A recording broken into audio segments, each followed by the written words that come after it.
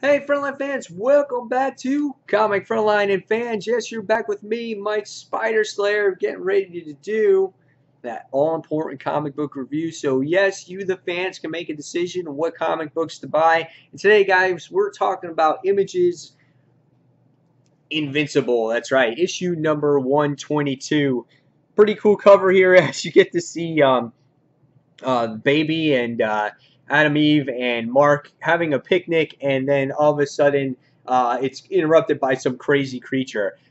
Baby Tara seems to be always in jeopardy ever since she's been on this planet, which has been hysterical.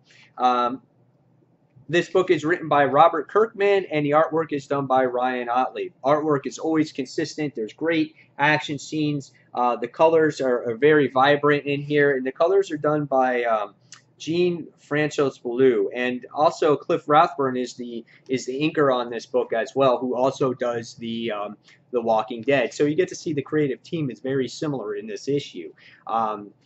Again, artwork is always phenomenal here. Love the facial expressions. You get a lot. You get to tell what's going on with the characters, how they're feeling by just looking at their facial expressions. Crazy battle creatures in this issue. And so I love visually the way this this book's artwork is. I think Ryan Ottley's artwork is amazing, and it's improved so much since he's started this book and all the way until this particular point.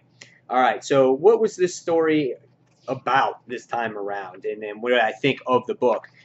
First off, we get to see Alan, who's head of the coalition, and he's making it his top priority to stop General Thragon from continuing his breeding with these locusts or whatever that these mantis that whatever they are.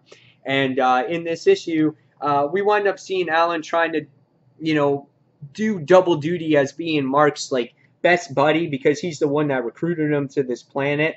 I think it's like Telescara or something. I think that's the planet's name.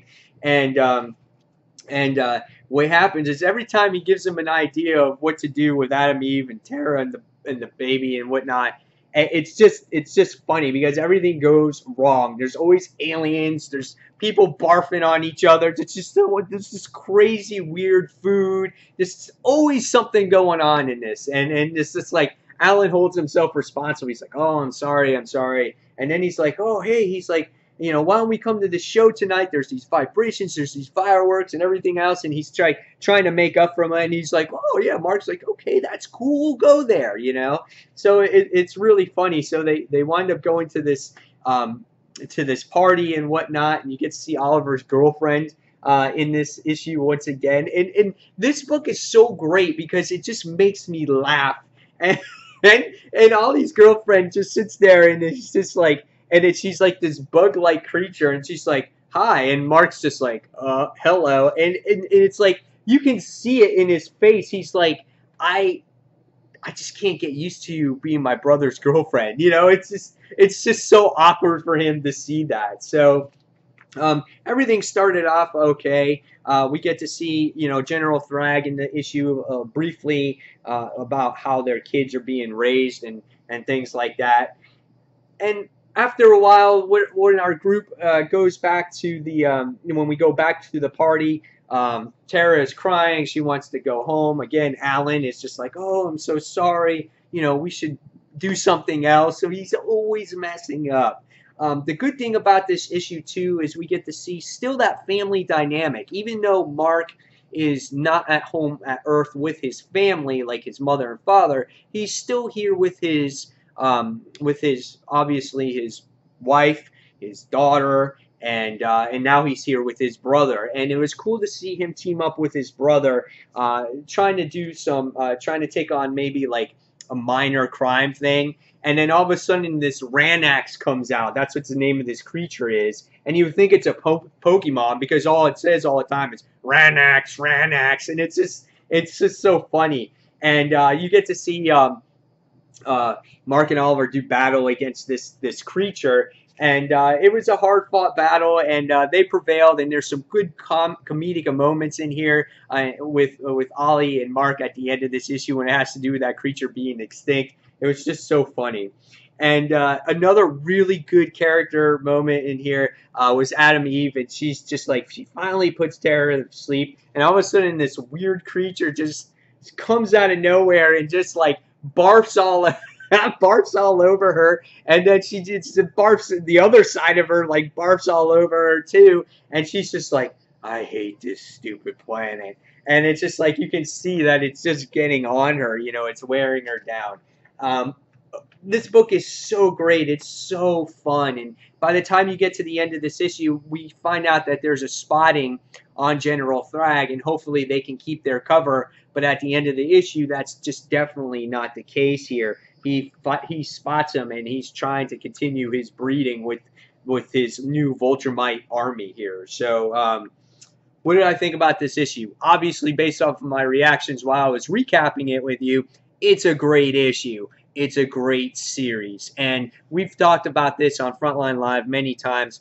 Mark is one of my favorite characters from this series. He's very relatable, even though he's this cosmic hero and he has these cosmic powers and he fights in the galaxy. There's this family dynamic that keeps this book going, that makes it so relatable. Even though he's on a different planet, you got to feel for him and Eve trying to, you know, get situated on this planet, trying to adapt to it, because it's a different culture from what the way they were raised back on Earth. And I love that. I love seeing them trying to get adjusted to things, and it's just not working out no matter what happens. But the future of this book is, I'm not sure what's going to happen, though, because basically this book is kind of rebooting, or something's going to happen with Mark where he's going to go back in time and kind of change things, or he has to change things for the better. And it'll be interesting to see where this goes. But I love this book, and I think Robert Kirkman has done a wonderful job with it. The growth of Mark from when he was in high school to now has been phenomenal. The character development overall for the supporting cast has been great, and I love the book. And this is a 5 out of 5 star book for me. I love it. It's so much fun. So, guys, if you haven't checked out Invincible, if you do get a chance, please check out some trades, back issues, whatever you can. I promise this will be a good read for you. So, guys, as always, thank you for watching Comic Frontline.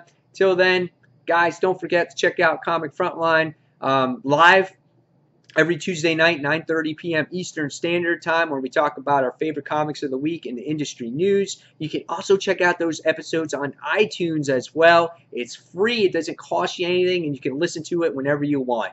So, fans, again, as always, thank you for watching, and until that next comic book review, thanks for watching Comic Frontline. See you soon, guys. Bye.